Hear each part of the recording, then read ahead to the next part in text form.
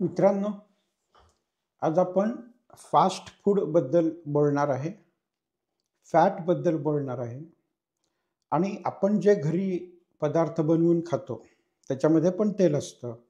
या फास्ट फूडमध्ये पण तेल असतं. तर ह्यात नक्की काय फरक आहे? एखादं फूड हे जंक फूड म्हणजे कचरा अन्न किंवा जे अन्न खाऊ नये, ज्या अन्नामुळे आपल्या शरीराला त्रास होतो, ज्या अन्नामुळे बरेच प्रकारचे रोग होतात, ते असं का होतं? आणि आपल्या घरच्या अन्नामध्ये आणि ह्या फास्ट फूडमध्ये नक्की काय फरक असतो, हे आपण बघणार आहोत. आणि एकदा हा फरक कुठे होतो, कसा होतो, का होतो, हे आपल्याला कळायला लागलं, की मग आपण नक्की ठरवू शकतो, की एखादा पदार्थ चांगला आहे का नाही आहे? किंवा हॉटेलमध्ये गेलं तर आपण काय ऑर्डर करावं, काय ऑर्डर करू नये? किंवा घरी बनवताना आपण हेल्दी कसं करू शकतो, ह्याचा आपल्याला सगळ्याचा अंदाज येईल. आता आपण इथं बघू शकतो, की फास्ट फूड असं जर आपण नुसतं सर्च केला, तर आपल्याला ते काय दाखवतं? तर बर्गर आहे, हे नगेट्स आहेत, चिकन नगेट्स आहेत, फ्राईज आहेत, सोडा आहे. तर अशा प्रकारचं जे अन्न असतं, त्याला आपण फास्ट फूड म्हणतो, की अ, जेव्हा अमेरिकेत McDonald'नी हे प्रकार सुरू केले. फास्ट फूड म्हणजे पूर्वी कसं असायचं, की तुम्ही हॉटेलमध्ये गेलात, ऑर्डर दिली, की यायला एक 10, 15, 20 मिनिटं किंवा अर्धा तास लागायचा. पण McDonald'ने असं केलं, की तुम्ही रांगेत थांबा, एक पर्टिक्युलर ऑर्डर द्या आणि मग ती तुम्हाला एकदम ताबडतोब म्हणजे अक्षरशः काही सेकंदात आम्ही तुम्हाला ती देऊ. म्हणजे ते हे झालं फास्ट फूड. म्हणजे जसं अमेरिकेत रोड्स वाढले, हायवेज वाढले, कार्स वाढल्या, लोकांचं अ, कार चालवतानाच खाणं वाढलं. तर तसं हे फास्ट फूड कंपन्या वाढत गेल्या, की आम्ही तुम्हाला जाता-जाताच म्हणजे त्याला ड्राईव्ह थ्रू म्हणायचं. म्हणजे हा माणूस कारमध्येच बसणार आहे. तो कारमधनं उतरायची सुद्धा त्याला गरज नाही. तो कार म्हणजे त्याची रचनाच अशी बनवलेली असते, की तो कार ती तिथे येईल, ऑर्डर देईल. तो माणूस या खिडकीमधनं त्याला सर्व्ह करेल आणि तो पैसे देईल आणि निघून जाईल.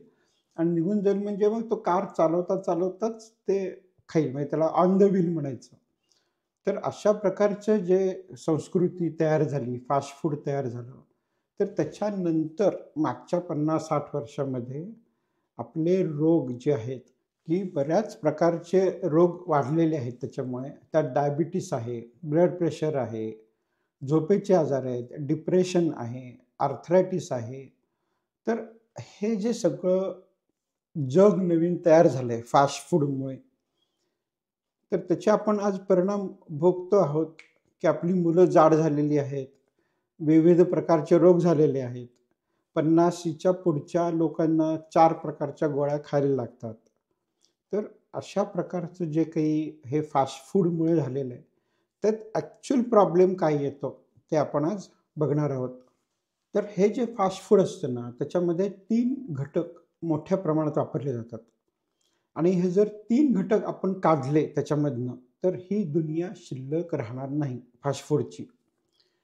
त्यात पहिला सगळ्यात मोठा घटक आहे तो म्हणजे साखर, की आईस्क्रीम म्हणा, सोडा म्हणा, अशा बऱ्याच प्रकारांमध्ये बरीच साखर असते. पण आज आपण साखरेबद्दल नाही बोलणार आहे. नंतर दुसरा घटक असतो तो म्हणजे मीठ. म्हणजे ब्रेडपासून, समोस्यापासून, चिप्स, खारी, वेफर्स सगळ्या असल्या ज्या पदार्थांमध्ये मीठ मोठ्या प्रमाणात असतं. आणि तिसरा जो प्रकार आहे तो म्हणजे फॅट. त्या फॅटबद्दल आपण बोलणार आहोत, की हे फॅट चांगलं काय असतं, वाईट काय असतं, ते कसं ओळखायचं, कसं निवडायचं आणि काही प्रमाणात फॅट खाऊनसुद्धा आपण हेल्दी कसं राहू शकतो. कारण कसं आहे, की आपल्या शरीराला तेलाची गरज असते काही प्रमाणात. असं करता येत नाही, की आपण फॅट पूर्णपणे काढून टाकलंय. कारण जेव्हा अ, हे प्रकार सुरू झाले फास्ट फूडचे, तेव्हा फॅटला व्हिलन ठरवलं गेलं, की फॅट म्हणजे वाईट, फॅटमुळे फॅट होतं, फॅटमुळे हार्ट अटॅक येतो, फॅटमुळे कोलेस्ट्रॉल वाढतं, वगैरे, वगैरे. त्यातल्या बऱ्याचशा गोष्टी ह्या अर्धे सत्य आहेत, बऱ्याच गोष्टी ह्या सरळ-सरळ चुकीच्या आहेत. त्याच्याबद्दल फार बोलणार नाही आपण, कारण तो फार मोठा विषय आहे, की ह्या कंपन्या आपल्याला कसं गंडवतात, कसं मूर्ख बनवतात, कसे त्यांचे पदार्थ खपवतात. पण तो आपला आजचा विषय नाही आहे. तर आपला आजचा विषय असा आहे, की तेल जे असतं किंवा फॅट कुठल्याही पदार्थामधलं, ते चांगलं फॅट कुठलं असतं आणि खराब फॅट कुठलं असतं आणि खराब फॅटमुळे आपण आजारी का पडतो आणि आपल्याला रोग का होतात.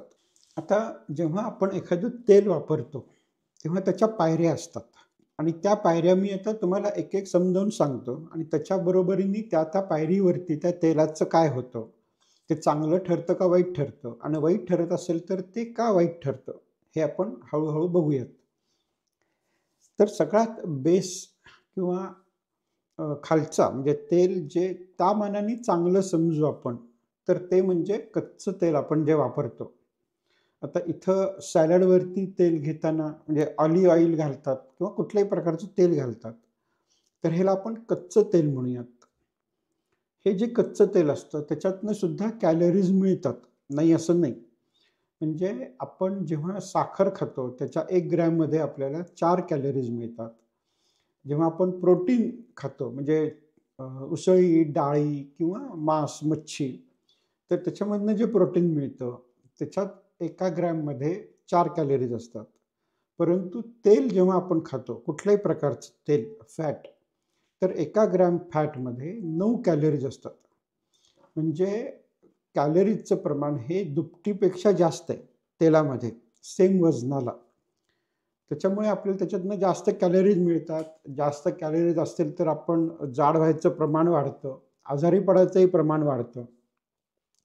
परंतु आपल्या शरीराला फॅटची, तेलाची आवश्यकता असते. कारण त्याच्यामधनं आपल्याला कोलेस्टेरॉल मिळतं, ट्रायग्लिसराइड्स मिळतात. ऑइलमध्ये विरघळणारे व्हिटॅमिन्स मिळतात. म्हणजे ऑइल सोल्युबल व्हिटॅमिन्स ए, डी, ई आणि के. ही 4 व्हिटॅमिन्स आहेत, ती फक्त ऑइलमध्ये विरघळतात आणि ऑइल हे आपल्यासाठी आवश्यक गोष्ट आहे. परंतु सगळीच तेलं सारख्या प्रकारची नसतात आणि त्याच्यामध्ये जे एकेका टप्प्यावरती, एकेका पायरीवरती त्या तेलं खराब होत जातात किंवा त्रासदायक होत जातात. ते आपण सांगतोय आणि त्याच्यातला जो सगळ्यात बेस पायरी आहे, ती आहे कच्चं तेल खाणं, जे त्या मानाने चांगलं असतं. फारसा प्रॉब्लेम त्याच्यामध्ये येत नाही, की जे तेल एकदा सुद्धा गरम केलेलं नाहीये. म्हणजे आपण शेंगदाण्याच्या किंवा जवसाच्या, कारळाच्या चटणीवरती जेव्हा तेल घालून खातो, वरण-भातामध्ये जेव्हा तूप घालून खातो, भाकरीवरती जेव्हा तूप घेतो, तर हे झालं कच्चं तेल, जे आपण उकळत नाहीये, गरम करत नाहीये आणि ते डायरेक्ट खातोय. तर ह्यानी फारसा त्रास होत नाही. त्याच्यामुळे जर तुम्हाला तेल तुमच्या आहारात पाहिजे असेल, तर तुम्ही साधारणतः या पायरीवरचं तेल खाऊ शकता. त्याच्यानंतरची जी पायरी आहे, त्याच्यामध्ये आपण ज्या भाज्या करतो, आमटी करतो, त्याच्यामध्ये आपण तेल वापरतो. मुख्यतः फोडणीसाठी वापरतो. आणि त्याच्यात कसं असतं, की आपण ते तेल एकदा पातेल्यात घेतलं, ते गरम केलं, की मग त्याच्यात आपण आपला पदार्थ म्हणजे डाळ असेल, भाज्या असतील, ते घालतो आणि मग तो पदार्थ बनतो. म्हणजे हे तेल एकदाच गरम होतं आणि मग ते वापरलं जातं. म्हणजे ही झाली पुढची पायरी. ह्या पायरीवरती सुद्धा विशेष प्रॉब्लेम येत नाही. म्हणजे जर तेलाचा एनर्जी हा कंटेंट बाजूला ठेवला, म्हणजे एनर्जी ही 9 कॅलरीज मिळतायत हे गृहीत धरून आणि त्याच्या प्रमाणात म्हणजे दिवसभरात आपण साधारण 20 ते 30 ग्रॅमच्या आत आपलं तेलाचं प्रमाण ठेवलं पूर्ण दिवसभरामध्ये, तर मग कच्चं तेल आणि फोडणीतलं तेल हे सुद्धा चालतं. त्याचा फारसा त्रास होत नाही. आता त्याच्यानंतरची मात्र जी पायरी होते, इथून मात्र प्रॉब्लेम सुरू होतात. मग त्याच्यामध्ये जे आपण तळलेले पदार्थ खातो. मग भजी असेल, समोसा असेल, हे आपण आता समोसा दिसतो इथे आपल्याला तळताना. तर ह्याच्यामध्ये प्रॉब्लेम कसे सुरू होतात, की हे जे डीप फ्राय ज्याला आपण म्हणतो, की तो पदार्थ त्याच्यात बराच वेळ उकळला जातोय आणि त्याच्यामध्ये जे तेल शिरतंय, ते आपल्याला त्रास द्यायला सुरुवात करतं. म्हणजे मी माझ्या बऱ्याच पेशंट्सना सांगतो, की तुम्ही जर आजारी असाल, तर फ्राईड किंवा तेलकट तळलेले पदार्थ खाऊ नका. तर हे असं सांगण्यामागे काय कारण आहे किंवा ह्याची काय गरज आहे किंवा ह्याच्यामध्ये नक्की काय इश्यूज होतात, काय प्रॉब्लेम्स येतात ते आपण हळू समजून घेऊयात. आता कसं असतं, की जेव्हा आपण तेल उकळायला ठेवतो, तर बऱ्याच जणांचं असं डोक्यात असतं, की आपण जसं पाणी उकळतो, की पाणी आपण गरम करायला ठेवलं, ते गरम झालं. नंतर आपण ते गॅसवरनं खाली उतरवलं, ते गार झालं. तर सुरुवातीचं जे पाणी आहे, गरम होण्याच्या आधीचं ते पाणी आणि गार झाल्यानंतरचं जे पाणी आहे, ते पाणी हे साधारणतः सारखंच असतं. म्हणजे ते थोडंसं कमी झालेलं असेल वाफ गेल्यामुळे, परंतु ते सेमच आहे. त्याच्यात फरक पडत नाही. म्हणजे आधी जे पाणी होतं ते उकळलं उकळलं आणि गार केलं ह्याच्यामध्ये फरक पडत नाही. परंतु तेलाचं तसं नसतं, की जेव्हा आपण तेल गरम करतो आणि त्याच्यानंतर ते बरेच वेळ उकळलं जातं आणि त्याच्यानंतर ते आपण गार करतो. तर जेव्हा आपण तेल गरम करतो, तर त्याच्यामध्ये जे फॅट असतं, त्याला आपण फॅटी ॲसिड्स म्हणतो किंवा ट्रायग्लिसराइड्स म्हणतो. तर ही जी ट्रायग्लिसराइड्स असतात, ती कुठल्याही कुकिंग ऑइल किंवा खाद्यतेलाचा बेस असतो.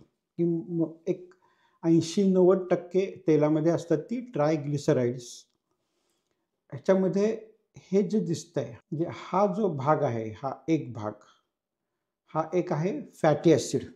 मग हे दुसरं फॅटी ॲसिड आहे आणि हे तिसरं फॅटी ॲसिड आहे आणि ह्या तिघांचं मिळून हे ट्रायग्लिसराइड बनलेलं आहे. आता जेव्हा आपण तेल गरम करतो आणि त्याला उष्णता देतो, तेव्हा ह्या जे काही फॅटी ॲसिड आहेत, तर त्याच्यामधले हे जे बॉन्ड्स असतात, बॉन्ड म्हणजे हे कार्बन आहेत हे सगळे इथे. म्हणजे प्रत्येक जो कोन आहे इथं, जे अँगल आहे, तिथे कार्बन असतो आणि ह्या 2 कार्बनमध्ये हा डबल बॉन्ड आहे. इथं डबल बॉन्ड आहे, इथं डबल बॉन्ड आहे. तर इथं हा जो फॅटी ॲसिड आहे, हे जे फॅटी ॲसिड आहे, त्याच्यामध्ये डबल बॉन्ड नाही आहे कुठेही. त्याला आपण म्हणतो सॅच्युरेटेड फॅटी ॲसिड.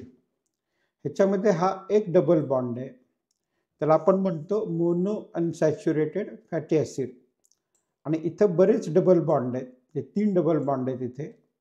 त्याला आपण म्हणतो पॉली अनसॅच्युरेटेड फॅटी ॲसिड.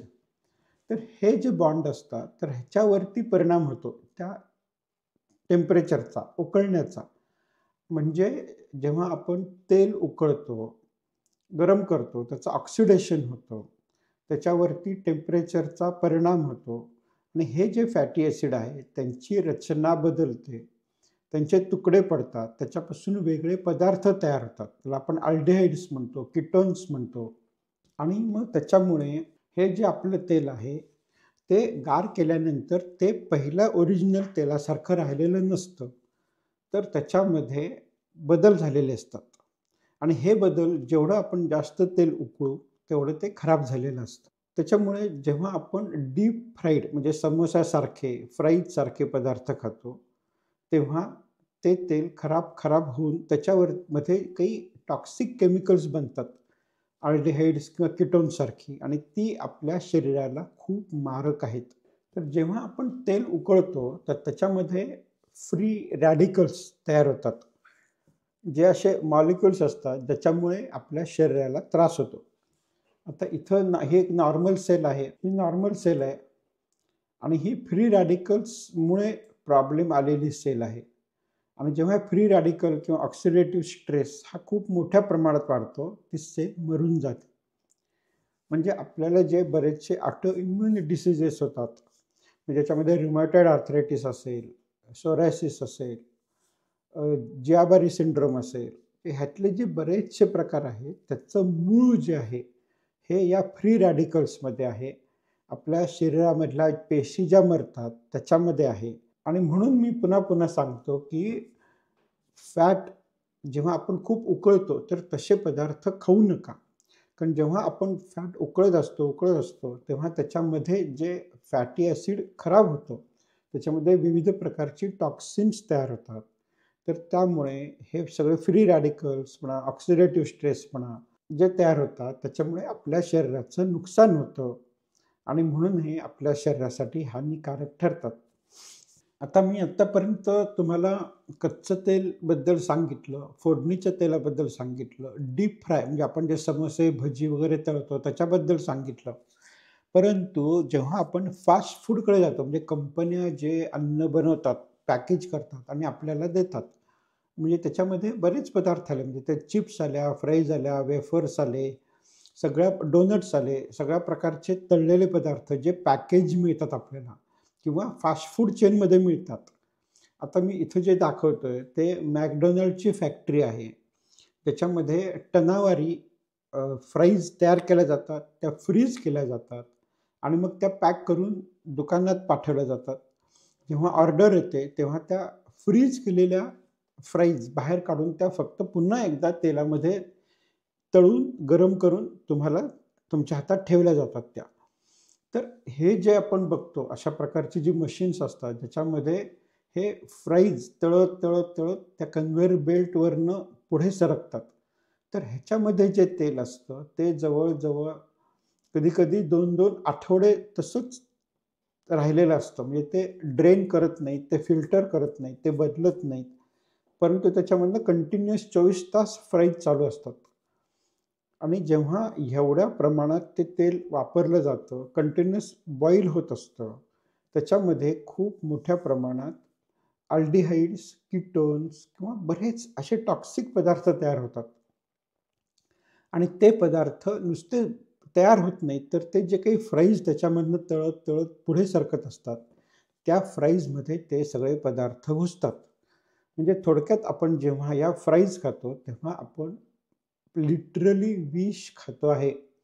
कारण त्या तळलेलं जे तेल आहे खूप मोठ्या प्रमाणात आणि कंटिन्युअस तळलेलं, तर त्याच्यातनं जे टॉक्सिक पदार्थ तयार होत आहेत, ते कुठेही जात नाहीत, तर ते तुमच्या अन्नामध्ये जात आहेत.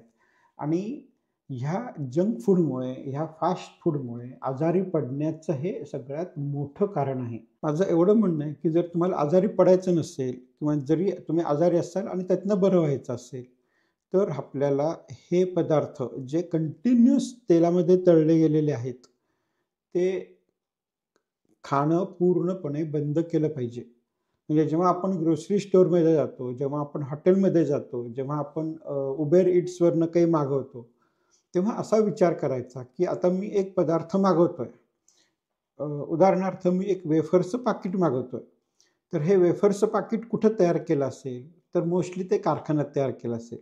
आणि जर ते कारखान्यात तयार केलं असेल, तर ते अशा तेलात उकळलं असेल, की जे तेल काही कंटिन्युअस तास किंवा काही दिवस किंवा 1-2 आठवडे ते कंटिन्युअस तळलं जातंय.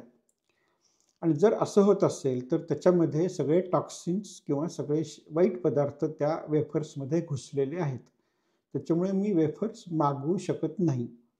जर तुम्हाला फॅट किंवा ऑइल खायचंच असेल, तर ते कच्चं तेल खाऊ शकता. म्हणजे शेंगदाण्याच्या चटणीत तुम्ही वरनं थोडं तेल घालू शकता किंवा भाकरीवरती तूप घेऊ शकता. वरण-भातात तूप घेऊ शकता. त्यांनी फारसा त्रास होणार नाहीये. परंतु जी तेलं कंटिन्युअसली तळली जातात आणि त्याच्यामध्ये जे पदार्थ तयार होतात, ते तुम्ही खाऊ नका. मग आता तुम्ही उदाहरणार्थ बघितलं असेल, की एखादा भजीचा व्यवसाय असतो. भजी किंवा समोसे किंवा असे तळलेले पदार्थ बनवायचा, की तो माणूस काय करतो, की तो सकाळी उठतो, त्याची ती कढई ठेवतो, त्याच्यामध्ये एक डबाभर तेल ओततो आणि मग तेव्हापासून त्याची जी भट्टी सुरू होते, ती जवळ रात्रीपर्यंत ती तशीच चालू राहते. ते तेल फिल्टर होत नाही, ते तेल गाळलं जात नाही, ते तेल रिप्लेस होत नाही. जर पदार्थ तळत-तळत ते जेव्हा त्या तेलाची पातळी कढईमधली खाली जाते, तेव्हा तो माणूस ते तेल बदलत नाही. ते तेल टॉक्सिक झालेलं आहे, त्याच्यामध्ये गाळ साठलेला आहे, त्याच्यात करपलेले पदार्थ आहेत, त्याच्यात टॉक्सिक पदार्थ आहेत. ते सगळं काढायचं तर कुणी नावच घेत नाही. तर त्याच्यामध्ये पुन्हा थोडं एक डबा, अर्धा डबा तेल आणून ओतलं जातं आणि ते मग पुन्हा तळणं चालू राहतं त्याच्यामध्ये. म्हणजे होतं कसं, की त्या तेलात तळल्यामुळे जे टॉक्सिन्स तयार झालेले आहेत, ते तेलात तसेच राहतात आणि ते सगळे तुमच्या अन्नामध्ये मिसळतात. आता ह्याचं मी दुसरं काही उदाहरणं द्यायची इच्छा आहे माझी, की आपल्या गाडीच्या सायलेन्सरमधनं मागं जो धूर येतो, ज्याचा आपल्याला भयंकर त्रास होतो ट्रॅफिकमध्ये, तर तो कशापासून बनतो?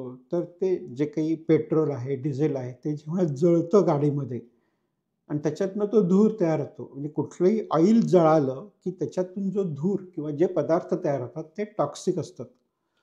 जेव्हा शेतामध्ये ऊसाचं पाचट किंवा भाताचं राहिलेलं स्टबल किंवा म्हणजे जे काही जाळलं जातं, तर त्याच्यामधून जो धूर तयार होतो, म्हणजे आपण दिल्लीमध्ये हिवाळ्याच्या दिवसात नेहमी बघतो, की त्याला स्मॉग म्हणतो आपण. स्मोक आणि फॉग एकत्र आलेलं असतं ते. तो जो स्मॉग असतो, म्हणजे आपल्या सगळ्या शहरांच्या वरती जो असा एक धुराचा मोठाच्या मोठा ढग तयार झालेला असतो. त्यात काय असतं, की हे स्टबल म्हणजे शेतातले पीक काढल्यानंतरचे जे पदार्थ आहेत, ते जाळले जातात. त्याच्यामुळे तो धूर असतो. वाहनांच्या पोल्युशनमुळे धूर असतो. म्हणजे कुठलाही पदार्थ जेव्हा जाळला जातो, तेव्हा त्याच्यातनं टॉक्सिक किंवा हे विषारी पदार्थ तयार होतात.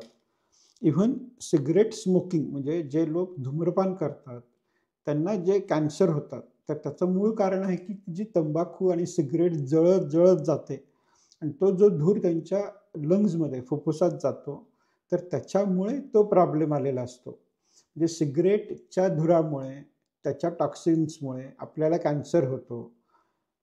शेतं जाळल्यामुळे जे धूर येतो त्याच्यामुळे आपल्याला दमा होतो. आपल्या ट्रॅफिकच्या धुरामुळे आपल्याला त्रास होतो. त्याचप्रमाणे जेव्हा हे तेल मोठ्या प्रमाणात आणि बराच वेळ उकळलं जातं, जाळलं जातं, तेव्हा त्याच्यातनं जी वाफ तयार होते, धूर तयार होतो, तर त्याच्यामध्ये टॉक्सिन्स असतात, त्याच्यामध्ये विषारी पदार्थ असतात आणि ते विषारी पदार्थ जेव्हा आपल्या अन्नामध्ये, तळलेल्या अन्नामध्ये गेलेले असतात, त्याच्यामुळे आपल्या शरीराला कॅन्सरचं प्रमाण वाढतं, ऑटो इम्युन डिसीजचं प्रमाण वाढतं, लाईफस्टाईल डिसीजचं प्रमाण वाढतं आणि हे आपल्या सगळ्याला नको असेल, जर तुम्हाला हेल्दी राहायचं असेल, निरोगी राहायचं असेल, तर तुम्हाला हे पदार्थ खाणं बंद करणं अतिशय आवश्यक आहे.